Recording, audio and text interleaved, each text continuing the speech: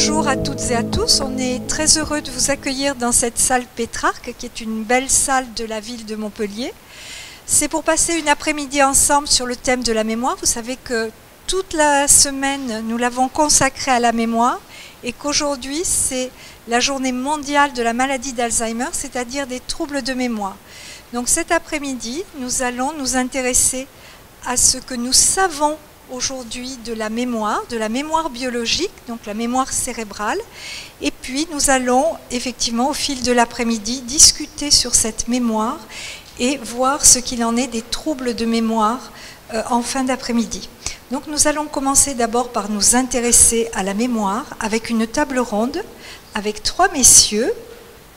Monsieur Robert Jaffard qui va intervenir en premier, qui est un professeur et chercheur, professeur émérite de l'Université de Bordeaux, qui a longtemps travaillé effectivement en recherche, qui a dirigé une unité de recherche CNRS sur ces problèmes de mieux comprendre la mémoire, notamment avec des modèles animaux. Et puis nous continuerons avec monsieur Francis Eustache, qui est lui aussi un enseignant-chercheur, qui est neuropsychologue. Robert Jaffard est neurobiologiste. Francis est neuropsychologue, donc vous voyez qu'on a une diversité d'approches. Et lui, il fait ses recherches à Caen, et notamment il dirige une unité INSERM, là aussi, où les recherches de la mémoire sont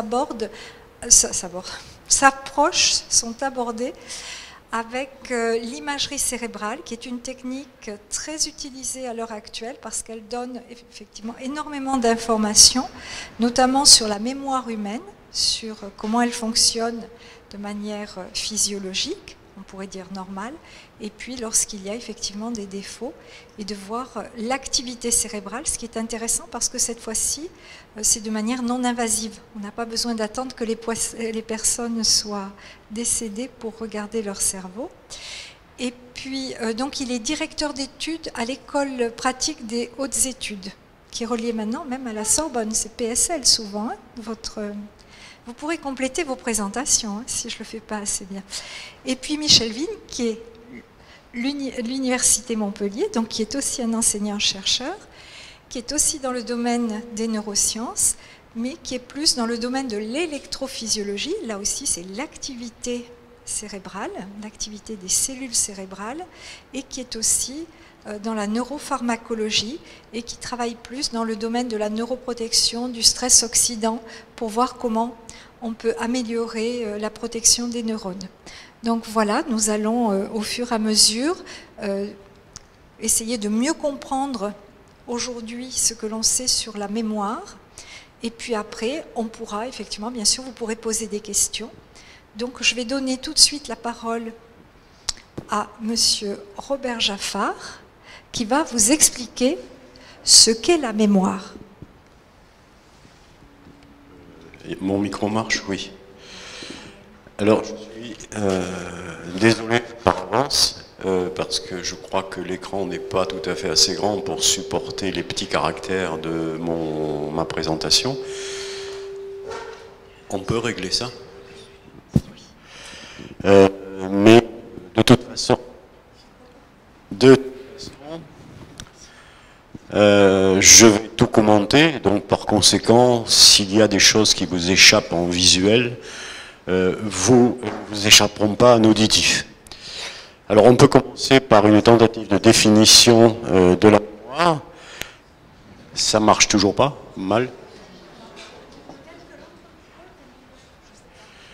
Une définition, c'est la capacité à enregistrer, à conserver et à utiliser des informations de nature diverse. Donc c'est une définition de base qui n'est pas suffisante, mais qui sert à peu près à toutes les mémoires. Les choses sont quand même un tout petit peu plus compliquées, parce que lorsqu'on parle de conserver, il y a deux types de processus.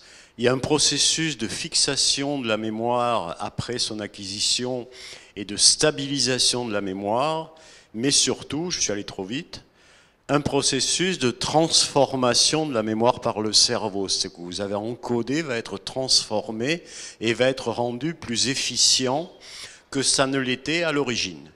Donc le cerveau transforme la mémoire après qu'elle ait été encodée. Utiliser. Eh bien, utiliser, ça dépend de quoi on parle. Si l'on parle d'une expression automatique de certains comportements, on a une mémoire assez élémentaire par rapport à une mémoire qui consiste à se rappeler consciemment d'un passé relativement complexe. Dans ce cas-là, se rappeler de ce passé, il faut rajouter une chose, c'est que je pense que Francis en parlera, c'est aussi la possibilité d'utiliser cette mémoire pour imaginer le futur et prendre des décisions. Donc là, vous avez à peu près tous les éléments. Ensuite, il y a un problème de complexité dont je viens un peu de parler, en parlant d'expression automatique, d'un rappel conscient d'informations complexes. Si vous parlez du conditionnement de Pavlov, tout le monde a entendu parler du chien de Pavlov, c'est un réflexe conditionné. Ça n'est pas la même chose que de parler d'un souvenir. Un souvenir, c'est un flux d'informations qui comprend des sensations, des émotions, des pensées, des actions, et tout ça, le cerveau doit non seulement l'enregistrer, l'encoder, le transformer en mémoire, mais aussi et surtout le rendre cohérent. Donc vous avez deux niveaux, un niveau simple et un niveau beaucoup plus complexe. Alors quand on parle du niveau simple et du niveau complexe, on peut ramener ça à une autre notion. Quel est le support physique cérébral de cette mémoire? Eh bien, je dirais ça dépend.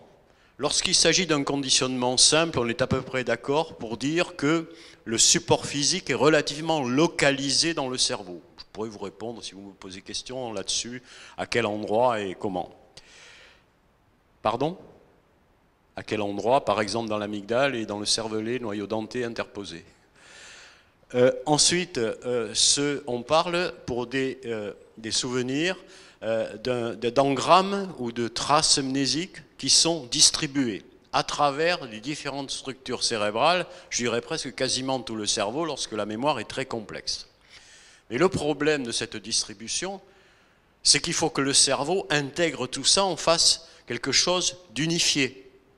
Et là, vous avez une structure capitale qui intervient, c'est l'hippocampe, qui réalise, pas uniquement l'hippocampe, mais surtout l'hippocampe, qui est capable de réaliser cette intégration de toutes ces informations de nature diverse. Donc certes, c'est distribué, mais il y a une structure qui va permettre de rendre l'ensemble cohérent et de lier tous ces éléments entre eux. Ensuite, lorsqu'on parle d'engramme, on est amené à parler de l'histoire. D'où vient ce terme d'engramme? Ce terme, ou plutôt dans l'histoire, excusez-moi, je vais un peu trop vite, dans l'histoire, il y a eu des tas de chercheurs qui se sont intéressés à la recherche de l'engramme. Ça s'est passé en gros, en majorité, dans le nord-est des États-Unis et au Canada. Lashley, le premier, Karl Lashley, il cherchait l'engramme. Il faisait des lésions dans le cerveau pour supprimer la mémoire. Il n'a jamais réussi à obtenir quelque chose de convaincant, si bien que sa conclusion, c'était que d'après mes résultats, la mémoire, ça ne peut pas exister. Parce qu'il n'arrivait pas à la supprimer en faisant des lésions cérébrales. Ensuite, il y a eu un autre chercheur, qui est Wilder Penfield, qui est un neurochirurgien, qui avait constaté qu'en stimulant électriquement le lobe temporal supérieur de ses patients, pour certains, ça évoquait certains souvenirs. Donc en stimulant le cerveau, il arrivait à évoquer des souvenirs, c'est du moins ce qu'il racontait dans ses articles. Donc il réveillait en quelque sorte les engrammes. Puis ensuite, il y a eu un théoricien, Donald Hebb. Il a biologisé la mémoire en se posant la question de savoir comment se forment ces fameux engrammes. Donc je ne vais pas rentrer dans les détails parce que je pense que tu en parleras. Donc c'est un théoricien. Faut voir que Hebb était l'élève de Lashley et Penfield travaillait avec Hebb. Ils étaient tous dans le même coin. Et puis pour terminer, je parlerai d'un nommé James McConnell. Lui a simplifié les choses.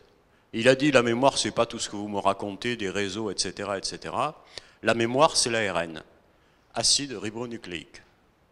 Et il a fait des expériences tout à fait surprenantes de transfert. En gros, il avait des planaires, il leur apprenait quelque chose de simple, hein. Il les hachait en petits morceaux, il les faisait manger à des planaires naïves, et les planaires naïves, en ayant mangé la planaire savante, eh bien, savaient ce qu'elle avait appris. Donc vous voyez que c'est un niveau de simplification qui est tout à fait intéressant par les temps qui courent, parce qu'on revient un tout petit peu sur ces idées-là. Je reviens au concept d'engramme. Le terme d'engramme, d'où vient-il? Eh bien, il vient d'une personne qui s'appelle Richard Semon, qui en 1904 a parlé le premier d'engramme. Il parlait d'engramme, c'est-à-dire des modifications du système nerveux qui préservent les effets de l'expérience. Voilà ce qu'était pour lui un engramme. Évidemment, l'engramme démarre par une engraphie, c'est-à-dire une inscription dans le système nerveux qu'on appellera encodage, et se termine par une ekphorie. Il disait, l'ekphorie, c'est réveiller l'engramme, parce que l'engramme, il pionce, et à certains moments, on peut le réveiller. À une condition, ce réveil ne faisait pas dans certaines ne se faisait pas n'importe comment, je reviendrai là-dessus. Mais quand on lit Richard Semon, il parlait de choses très intéressantes. Il parlait déjà de plasticité organique, et il parlait d'autres phénomènes comme la théorie des traces multiples, je ne vais pas insister là-dessus, mais il avait abordé d'autres problèmes.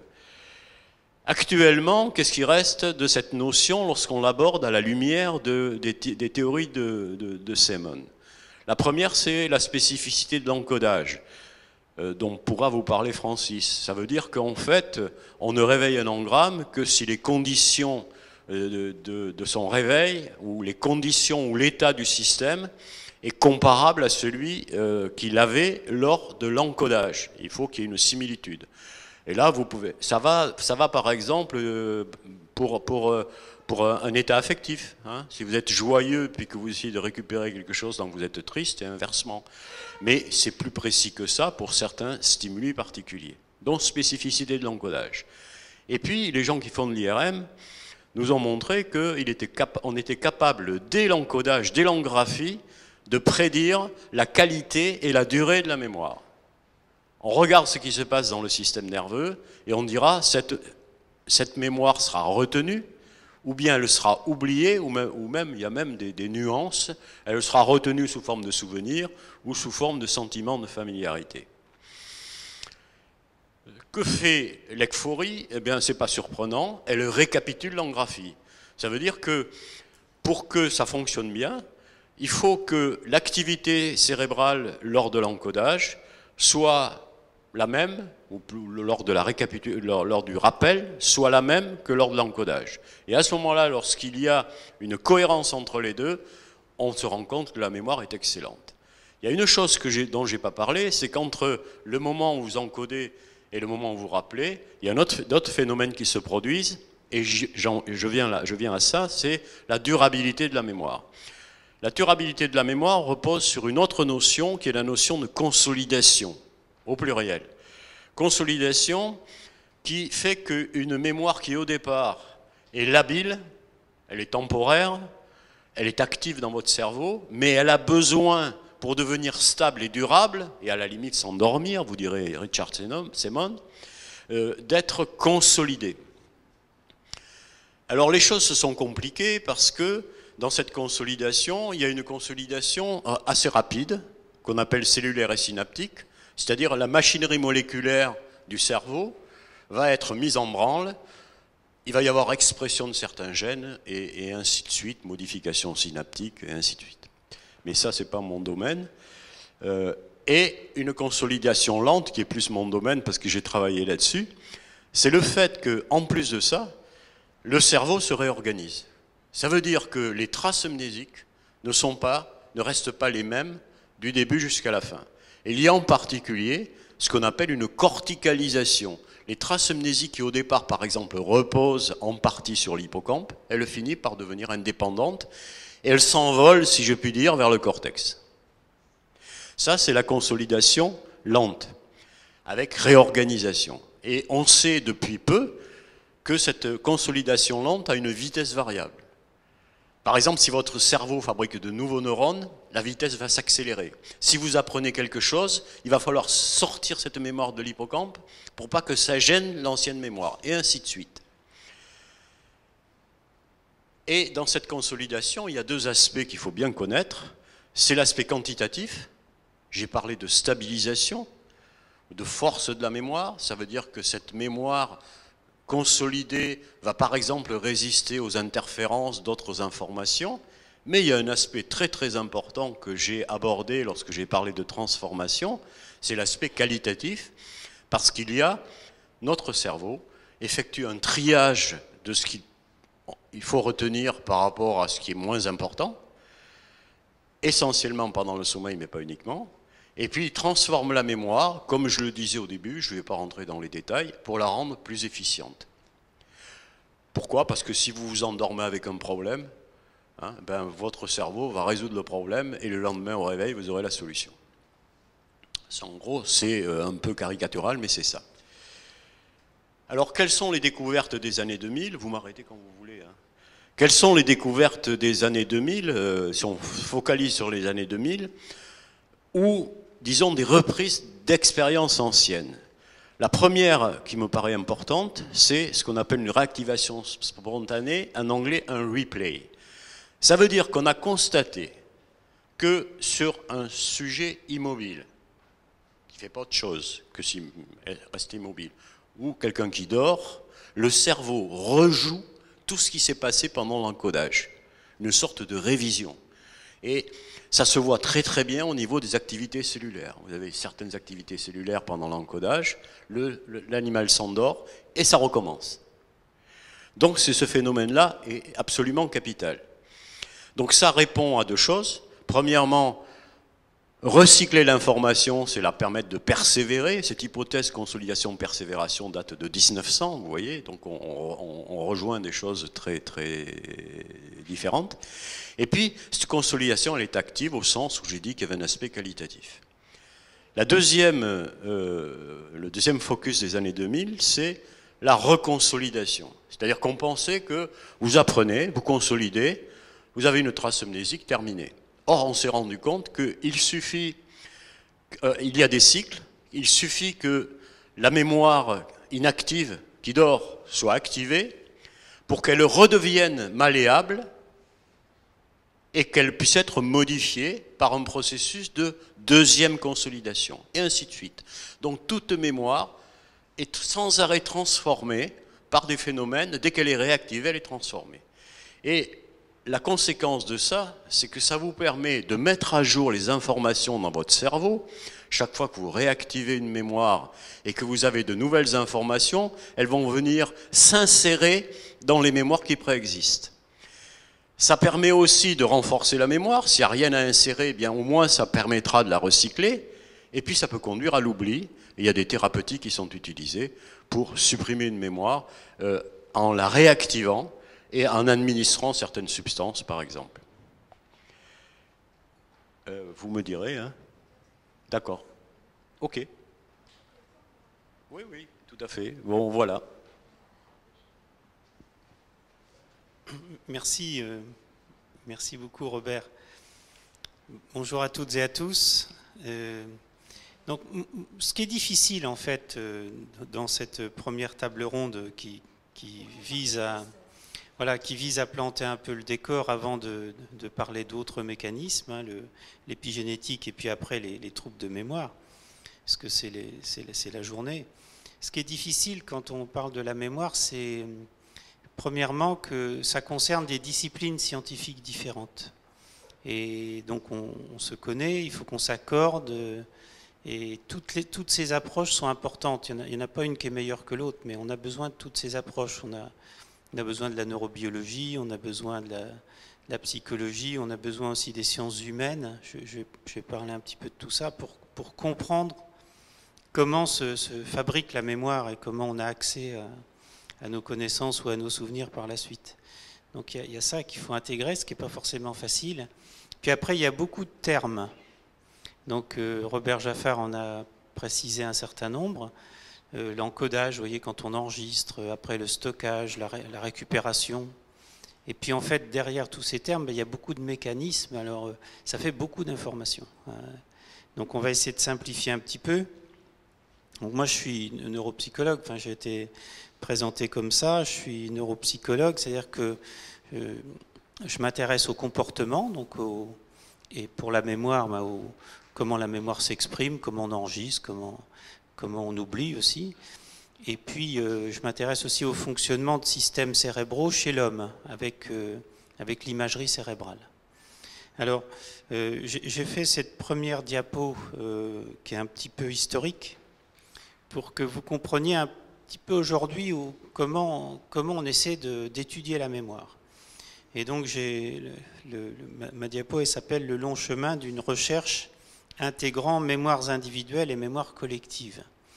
Parce que dans ce qu'expliquait Robert Jaffar, on pense plutôt la mémoire individuelle. On s'intéresse à la mémoire d'un individu particulier. Et ma diapo, elle veut expliquer ça en faisant référence sur la gauche, donc, à un psychologue qui s'appelait Hermann Ebbinghaus. C'était un psychologue allemand, psychologue expérimentaliste de la fin du 19e siècle. Et il est très connu parce qu'il a fait une chose qui est très importante, il a mesuré la mémoire. Vous voyez, ce qui n'était pas du tout évident, c'est-à-dire qu'on parlait de la mémoire, bien sûr, depuis très longtemps. Les philosophes, on trouve des textes sur la mémoire, y compris des textes très, très importants, qui vont être repris par la suite.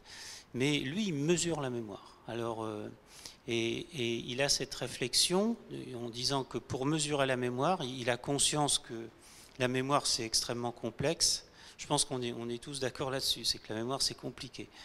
C'est une fonction très compliquée. Et pour la mesurer, eh bien, il faut réduire. Il faut faire une sorte de réduction, un peu comme en cuisine. Il faut faire arriver à un truc très simple. Et à partir de là, on peut mesurer.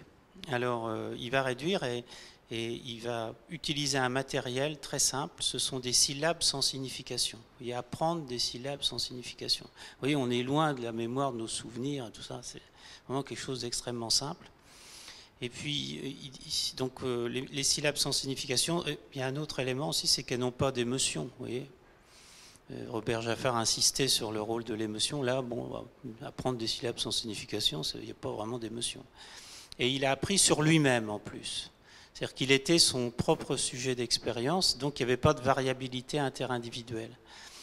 Et comme ça, il a montré donc, des choses très très connues, hein, la courbe de l'oubli qui est d'abord comme ça très pentue, puis qui s'atténue. Il a écrit l'équation mathématique de cette fonction, et tout ça est très important. Alors ça, c'est la fin du 19e siècle.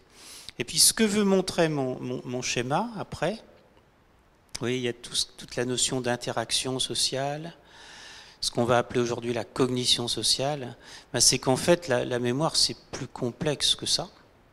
C'est plus complexe que ça parce que déjà, bon, c'est bien évident que c'est ce qu'est appelé le souvenir. Un souvenir, c'est beaucoup plus que des syllabes sans signification. Ça renvoie à un matériel qui est beaucoup plus complexe.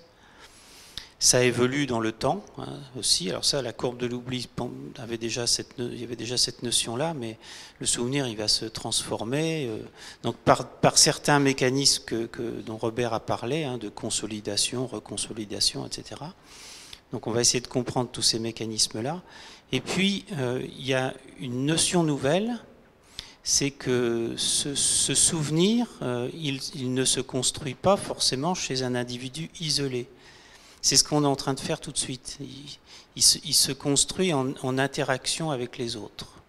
Et nos souvenirs, la façon dont on les enregistre, mais aussi la façon dont on y accède, on le fait de façon partagée. Et donc, vous voyez, alors là, la mémoire, ça devient beaucoup plus compliqué parce qu'on se dit comment on va étudier ça, comment on va étudier une mémoire, vous voyez, qui est partagée entre les individus et qui évolue entre les individus. Alors ça, c'est plus le ressort ce qu'on appelle les psychologues sociaux, qui ont décrit des mécanismes extrêmement intéressants. Par exemple, si on est une dizaine de personnes autour d'une table, en train de discuter à propos d'un événement, et puis on avance des éléments des arguments qui permettent d'illustrer cet événement. Par exemple, la démission de Nicolas Hulot à France Inter il y a maintenant 15 jours à peu près. Ça, c'est un fait. Et est-ce que c'est important? Est-ce que ce moment d'actualité, est-ce que c'est important? Donc on est une dizaine de personnes et on commente cet élément. Eh bien, quand on avance un argument, cet argument il va être rehaussé, c'est-à-dire qu'il va prendre plus de place dans la mémoire des personnes qui sont autour de la table.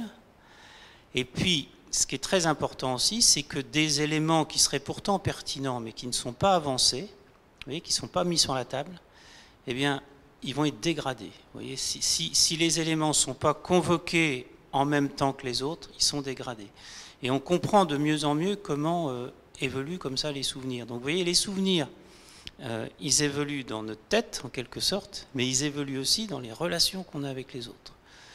Alors là, ça devient beaucoup plus compliqué, l'étude de la mémoire. Alors, c'est ce que j'ai voulu montrer dans mes petits schémas, là. Et puis, après, il y a encore un autre niveau, qui est le niveau, alors qui dépasse le psychologue, le neuropsychologue, c'est le niveau plus sociologique, historique.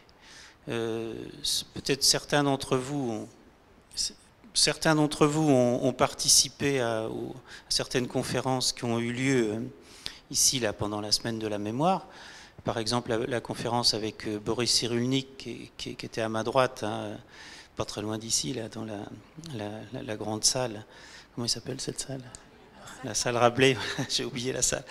Bon, on m'avait conduit, c'est pour ça que j'ai oublié. Donc, à ma droite, j'avais Boris Cyrulnik, qui est neuropsychiatre. Lui, il s'intéresse plutôt à un individu particulier, puisqu'il est psychiatre. Il va soigner le patient. Et puis, Denis Péchanski, qui était à ma gauche, lui, il va s'intéresser à comment se construit le grand récit historique, vous voyez. Il a pris beaucoup d'exemples dans la Deuxième Guerre mondiale, il a pris l'exemple de Caen, des bombardements de Caen, tout ça. Donc, alors, ce grand récit, à un moment donné, il transcende les individus, parce qu'il se construit à cause des médias. Les médias jouent un rôle important, l'éducation, les livres d'école, c'est très important, les commémorations, tout ça va construire cette sorte de mémoire culturelle, de mémoire sociale. Alors après, les spécialistes vont se critiquer sur les mots utilisés, mais on voit que c'est une mémoire qui transcende l'individu, parce que ce sont les grands décideurs, les chefs d'État, les artistes qui sont écoutés, vous voyez, les personnes qui sont en vue, qui vont forger progressivement cette mémoire collective. Alors, il y a complètement à droite de la diapo, j'ai mis un autre personnage qui est important dans l'histoire de la mémoire, l'histoire des travaux sur la mémoire, des études sur la mémoire, c'est Maurice Halbach. Alors Halbach, lui, c'est un sociologue et philosophe. C'est un philosophe qui a fait sa thèse avec Henri Bergson, qui est aussi un très très grand philosophe français, fin 19e, début 20e. Et puis il a également une thèse de sociologie avec un autre chercheur très important qui s'appelle Émile Durkheim, qui était quasiment le fondateur de la sociologie moderne. Et lui, il va avoir une position sur la mémoire qui est extrêmement intéressante et qui rejoint, vous allez voir, pourtant c'est un sociologue, mais les idées qu'a développées Robert Jaffar. C'est qu'il écrit un livre en 1925, c'est très vieux, c'est presque un siècle, qui s'appelle « Les cadres sociaux de la mémoire ». Les cadres sociaux de la mémoire. Vous voyez, la mémoire, les cadres sociaux. Ça rejoint la notion de contexte dont a parlé Robert Jaffar, mais ça l'étend au domaine social. Et donc, il va dire « tout acte de mémoire, c'est un acte social ». Alors ça, vous pouvez réfléchir à cette phrase-là, parce qu'elle a un poids considérable. Ça veut dire qu'à chaque fois que j'enregistre une information ou à chaque fois que j'évoque, vous voyez, une connaissance, un souvenir quel qu'il soit, je le fais toujours dans un cadre social. C'est-à-dire que je ne vais pas convoquer en quelque sorte dans ma tête les mêmes informations, les mêmes souvenirs, les mêmes réseaux cérébraux, si je suis dans cette salle Pétrarque devant vous, ou si je suis à la terrasse d'un bistrot, comme il y en a de bien agréables, pas très loin d'ici, avec des amis, vous voyez, je vais pas être le même. Vous voyez, je vais pas être le même. Je suis toujours en représentation. Je suis quand même un peu le même. Hein, je suis quand même un peu le même, mais je suis pas complètement le même. Vous voyez, et ça, c'est très important. Ça veut dire que notre mémoire, elle est mobile. Alors ça, Robert l'a déjà très très bien dit, et il l'a montré avec des travaux qui viennent plutôt de l'animal. Mais ça, il faut se représenter ça, hein, que notre mémoire elle change en permanence au fil du temps, mais en même temps, on reste quand même le même, parce que si on n'était pas le même, ce serait compliqué. Alors voilà ce que veut dire très rapidement ce petit schéma, puis qui resitue un peu le contexte général. Alors, maintenant, je vous montre deux petits schémas que je vais illustrer, et puis après, je m'arrêterai, et puis ce sera à vous. Donc j'ai encore 5 minutes, hein, ça va ? Ouais, 5 minutes, ça va. Donc ça, c'est un petit schéma que j'ai proposé avec une de mes collaboratrices, qui s'appelle Béatrice Desgranges, qui travaille avec moi à Caen, qu'on a publié d'ailleurs à différents endroits, y compris dans des livres. Il y a des livres d'ailleurs ici, là, il y a la magnifique librairie Sorams, là, que vous avez la chance d'avoir à Montpellier, qui a installé un stand, et vous pourrez regarder les livres, et puis on fera des dédicaces à la fin, avec les collègues qui vont nous rejoindre. Alors, ce petit schéma, il s'appelle Mnésis, et c'est une proposition pour dire, voilà, la mémoire, ça pourrait fonctionner comme ça. Alors, tout le monde n'est pas d'accord, hein, parce que quand tout le monde est d'accord, on s'ennuie, on rentre chez soi, et c'est pas drôle. Donc, évidemment, on n'est pas tous d'accord. Mais bon, il y a un certain nombre de personnes qui trouvent que ça peut avoir du sens. Alors, la mémoire serait formée de différents systèmes. Alors, il y a un système qui est important, c'est la mémoire de travail. Alors là, tout de suite, vous faites travailler votre mémoire de travail. Je la vois travailler, hein, je vois dans votre tête, c'est évident. Hein, quand on est ici, on voit votre mémoire de travail. Votre mémoire de travail, elle permet de suivre nos conversations. Vous voyez, c'est une mémoire qui est très présente, c'est une mémoire un peu au présent, c'est un peu l'espace de conscience présent. Et en même temps, elle est en lien avec beaucoup d'autres fonctions cognitives et puis avec d'autres systèmes de mémoire qui sont plus à long terme. Parce que la mémoire de travail, vous voyez, elle est plus dans le présent, elle est plus à court terme. Elle est en rapport avec ce dont a parlé Robert sur la droite, une mémoire procédurale. La mémoire procédurale, c'est schématiquement nos savoir-faire. Vous voyez, c'est ce qu'on a acquis au fil du temps, qui s'est automatisé. Puisque je citais Bergson, c'est la mémoire habitude de Bergson, pour ceux qui ont lu Matière et mémoire de Bergson. Vous voyez, ce sont des habitudes. Et puis, je vais m'appesantir un tout petit peu sur 3 systèmes qui sont ici sur la gauche. La mémoire perceptive, la mémoire sémantique et puis la mémoire épisodique. La mémoire perceptive, c'est une mémoire a priori très simple, très rudimentaire, mais quand on dit ça, on est toujours un peu gêné, parce que c'est malgré tout extrêmement élaboré, parce que toutes les formes de mémoire sont extrêmement élaborées. Mais disons qu'elle serait plus simple dans le sens où elle est partagée dans beaucoup d'espèces animales. Il y a beaucoup d'animaux qui ont cette mémoire perceptive très simple, parce qu'elle est avant, on dit pré-sémantique, vous voyez, elle est avant la signification. C'est-à-dire qu'on détecte des formes, alors ça peut être des formes visuelles, des formes sonores, et puis si on est en contact à nouveau avec ces formes, on les reconnaît plus facilement.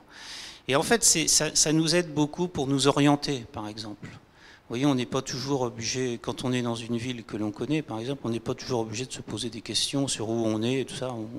Voilà, on avance, ou on conduit la voiture dans des rues que l'on connaît assez facilement. Sauf quand les sens de circulation changent. J'ai compris que ça change de temps en temps par ici. J'ai compris, je suis à l'écoute de tout le monde, et donc j'ai compris, mais c'est la vie aussi, parce que si c'était toujours pareil, ce serait pas drôle. Alors, il y a la mémoire perceptive, et puis les informations, elles parviennent potentiellement à la mémoire sémantique. Alors la mémoire sémantique, ça commence à être intéressant. C'est la mémoire des connaissances sur le monde. Et là aussi, quand on dit ça, on se dit, ah oui, ça fait aussi partie de la mémoire. Donc la mémoire, c'est vraiment compliqué. C'est vraiment compliqué, parce que entre le savoir-faire, vous voyez, les automatismes, faire du vélo, conduire la voiture, les choses qu'on a automatisées, les connaissances sur le monde. Enfin, moi, personnellement, quand j'entends ça, connaissance sur le monde, j'ai des frissons. Je me dis, oh, c'est terriblement compliqué. Le monde. Et la mémoire, c'est ça, hein, c'est aussi connaître le monde. Bon, donc il faut connaître le monde, et puis après, tout en haut, il y a la mémoire épisodique. Alors la mémoire épisodique, j'ai un petit faible, moi, pour la mémoire épisodique, c'est la mémoire des souvenirs. Et la mémoire des souvenirs, c'est aussi quelque chose de merveilleux. La mémoire des souvenirs, c'est pouvoir, vous voyez, voyager dans le temps, par exemple dans le passé. Qu'est-ce que vous avez fait samedi soir dernier? Si, vous allez chercher un peu, vous allez retrouver. Vous étiez soit au théâtre, soit au cinéma, soit avec des amis, en famille, ou en week-end quelque part. Vous retrouvez vers 8h30, 8h30 le soir. Vous voyez, vous allez retrouver. C'est formidable. Donc la mémoire épisodique, elle vous permet comme ça de retrouver des moments du passé, et avec l'impression de vous retrouver dans la scène, mais vous savez que ce n'est pas présent. Vous savez que c'est le passé. Bon, tout à l'heure, quand on parlera des troubles de mémoire, on trouvera d'autres situations pathologiques où cette fois-ci les personnes sont confrontées à des éléments du passé, mais ils ont l'impression que c'est à nouveau présent. Vous verrez que c'est pas du tout évident. Alors, dernier point sur cette diapo, la mémoire épisodique, je l'ai d'abord définie une mémoire qui voyage dans le temps vers le passé. C'est comme ça qu'on l'a définie habituellement. Et c'est faux. C'est complètement faux. La mémoire, elle n'est pas tournée vers le passé. Ce matin, ou dans la matinée, à quoi vous avez pensé? Vous avez pensé venir ici. Vous vous êtes dit, ça doit être intéressant, c'est la mémoire. La mémoire, c'est un sujet intéressant. Vous avez dit, ça, c'est un sujet intéressant. Donc, il y a la semaine de la mémoire à Montpellier, je vais aller écouter les conférences. Oui, vous n'étiez pas dans le passé, là. Vous étiez dans le futur. Et la mémoire, c'est, vous voyez, c'est ce livre qu'on vient de faire tous ensemble, hein, la mémoire du futur. La mémoire, elle est au futur. La mémoire, elle nous projette dans le futur en fonction de nos objectifs, de nos aspirations, du contexte. Alors bon, c'est la semaine de la mémoire à Montpellier, je suis à Montpellier, donc bah oui, je voyage, mais je voyage dans le futur. En fonction du présent, en fonction du contexte présent, je voyage dans le futur. Alors certes, je récupère des informations du passé tout en allant dans le présent. Je fais des boucles, vous voyez, je pars comme ça vers le futur, c'est ce qui m'intéresse. Et puis en même temps, j'alimente ce vecteur vers le futur d'éléments du passé. Ça c'est très très important de comprendre ça. On a trop mis l'accent sur le lien entre la mémoire et le passé. En fait, ce qui nous gouverne, c'est ce qui va nous arriver et comment nous pouvons agir sur ce futur. C'est-à-dire ça va se passer peut-être comme ceci, ça va peut-être se passer comme cela. Mais potentiellement, je joue un rôle dans les différents scénarios possibles ou scénarios possibles. Je peux jouer un rôle. Donc c'est là que je vais prendre mes décisions. Donc c'est une mémoire qui est extrêmement importante. Parce que en fait, c'est la mémoire de mon libre arbitre, c'est la mémoire qui me permet de faire des choix. Donc c'est une mémoire qui est fragile.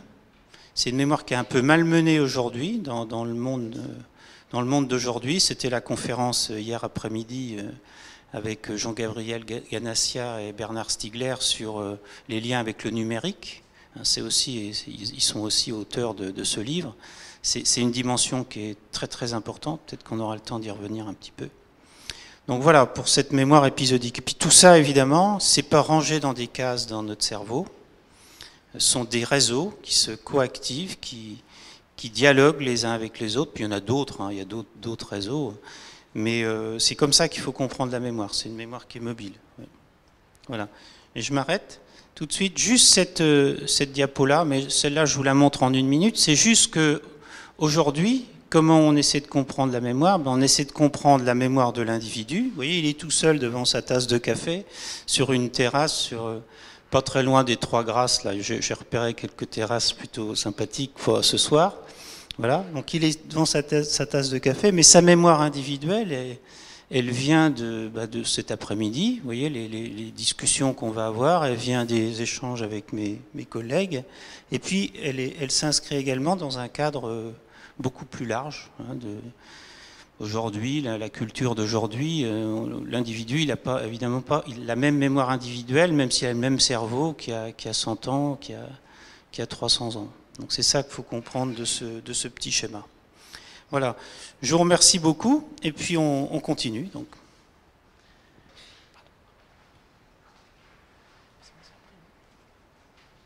Alors on va essayer de redescendre en fait à un niveau beaucoup plus bas et voir plus d'un point de vue fondamental, cellulaire et moléculaire, un peu ce qu'on commence à comprendre dans le cerveau. Qu'est-ce qui se passe lorsque, justement, comme l'a dit Robert, lorsqu'on va fabriquer un engramme, lorsqu'on a fait un apprentissage.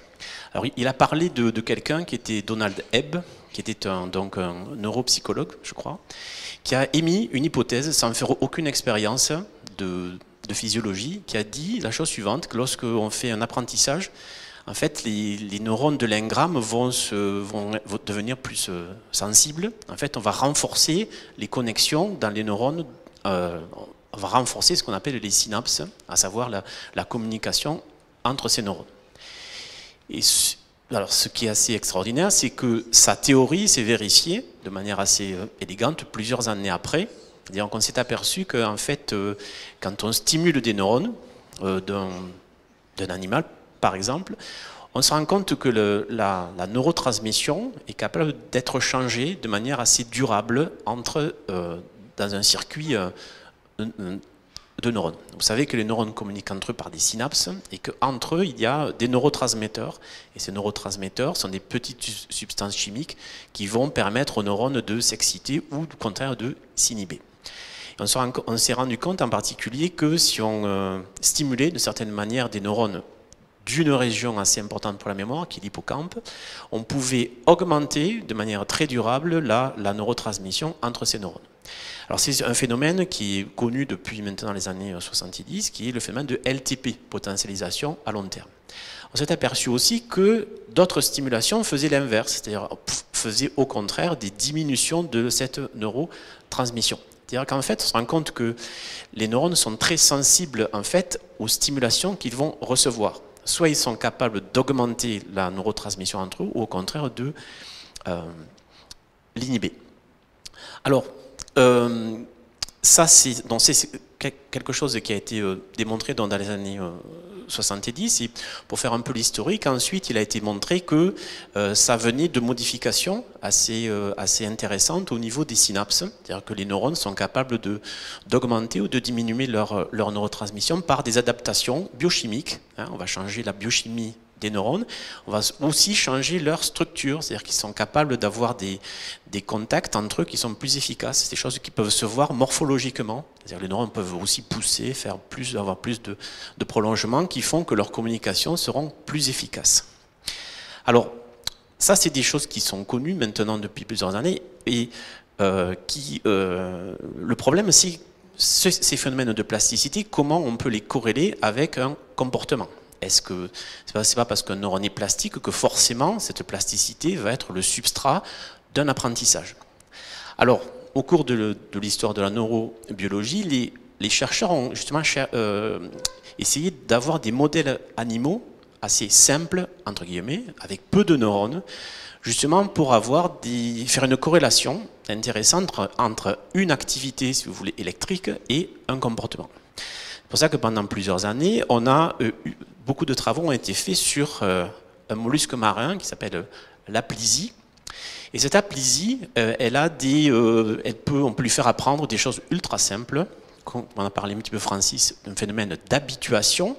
C'est-à-dire qu'elle a un réflexe très simple, c'est-à-dire que si on la caresse un petit peu, elle va rétracter sa branchie. Et si on répète ça de manière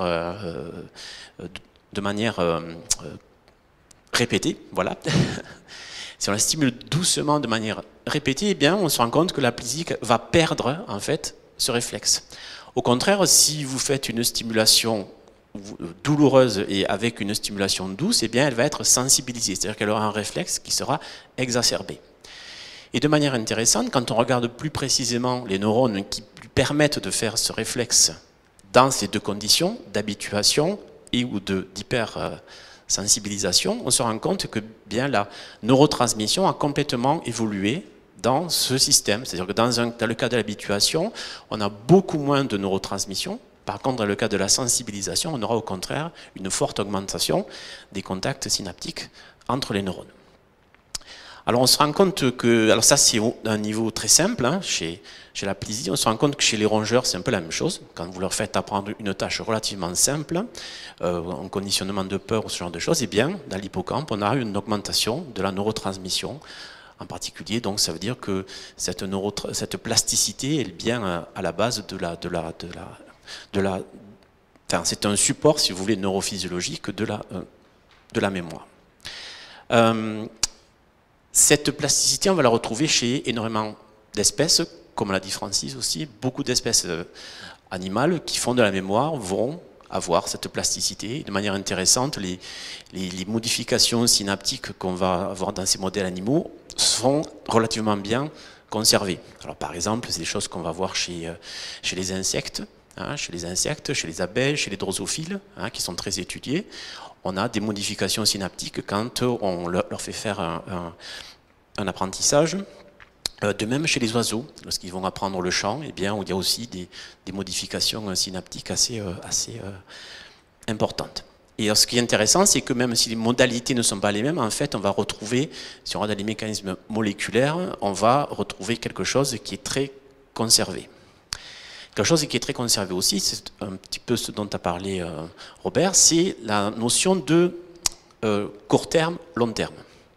Quand on regarde la plasticité donc, sur un modèle animal, il y a un point qui est assez, un paramètre qui est assez important, c'est la notion d'effet génomique, c'est-à-dire l'expression génique.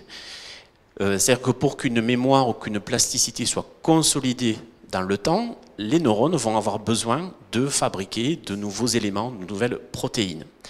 Et donc, pour avoir cette stabilisation en fait, du réseau, on a besoin en fait, de cette activité génomique. De même, lorsqu'on va faire le phénomène de reconsolidation, je pense que vous allez en parler, on va avoir aussi un rappel, c'est-à-dire qu'on va avoir une remise en route de ce phénomène d'expression génique, c'est-à-dire comme si le neurone se mettait à restabiliser son réseau. Alors, justement, par rapport à la... Bon, je ne sais pas si vous allez en parler peut-être, par rapport au phénomène de reconsolidation, ce phénomène a été montré donc, lorsqu'on fait faire un apprentissage assez simple à des souris, qui est de nager dans une piscine et de se retrouver, on se rend compte que quand on stimule, enfin, quand leur hippocampe est sollicité dans ces conditions, eh bien, si on empêche la synthèse de nouvelles protéines, eh bien, on empêche la consolidation et la souris a tendance à oublier un peu son apprentissage. Alors, est-ce que ça, on peut le transférer à l'homme? Il y a beaucoup d'études qui sont faites actuellement, savoir est-ce qu'on peut, en utilisant ce phénomène de reconsolidation, essayer de faire oublier ou du moins d'atténuer les effets de certaines mémoires aversives. Donc, il y a beaucoup d'études qui sont faites actuellement pour voir chez des individus qui ont subi les attentats, voir si, en leur faisant rappeler ce souvenir, en leur faisant se souvenir de ce qu'ils ont vécu, décrire ce qu'ils ont vécu, de leur faire prendre en même temps une molécule qui va avoir un effet de diminuer cet effet d'expression génique, est-ce qu'on peut en quelque sorte atténuer le fait qu'ils aient une mémoire, cette mémoire aversive revienne les troubler et les empêcher de vivre. Alors c'est des choses qui commencent à marcher un petit peu, ça ne marche pas chez tout le monde, malheureusement, mais ce que je voulais dire, c'est que c'est un apport direct des neurosciences fondamentales à la translation, à la thérapeutique humaine. Je ne sais pas si tu veux. Alors, Les molécules qui ont été utilisées chez les animaux ne peuvent pas être utilisées chez l'homme. Par contre, celle qui est utilisée, c'est le propranolol. C'est une molécule qui est ce qu'on appelle un bêta-bloquant, qui est utilisé pour diminuer les effets du stress, en particulier notamment au niveau du cœur, éviter la tachycardie. Voilà, c'est-à-dire qu'en fait, les gens qui vont subir ces tests, on regarde aussi, il y a un contrôle de leur activité cardiaque.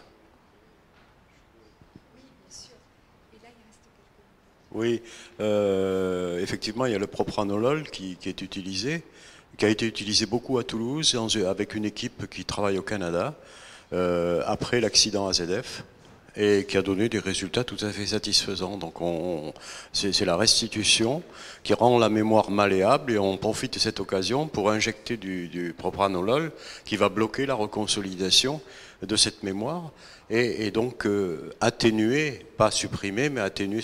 Mais il y a un autre moyen proposé par certains, c'est lors du rappel, au lieu de donner du propranolol, c'est donner de l'ecstasy. Ben oui, transformer une mémoire désagréable en mémoire agréable. C'est-à-dire greffer sur cette mémoire quelque chose de positif alors que c'est très négatif. Voilà, donc l'ecstasy a été aussi utilisée.